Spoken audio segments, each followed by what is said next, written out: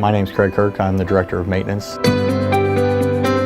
Been with the organization for 11.5 years. Been able to work up through the ranks and through about 5 different positions at this point. So these hours right here are 360.4 to 360. I've grown here from a maintenance department on 3rd shift, went through 2nd shift, up to 1st shift. Also acted as a life safety specialist for about 6.5 years. Today I act as the Director of Maintenance for the facility. And so I'm seeing this TU blocked off here, and it looks like it's going to Station 210. The Director of Maintenance covers a lot of the day-to-day operations to keep the plant up and going.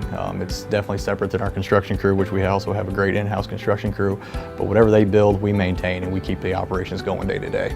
Final phase of these 4-foot LED bulb replacements, I think we've ordered about 10,000 here to be installed. Blessing has a whole lot to offer.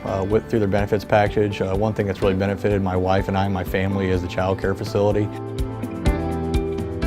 To be able to see my kids go through that place down there, it's really set them up and be ready for school in the future.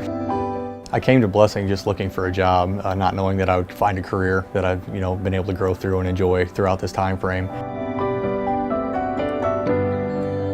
It's a very rewarding job.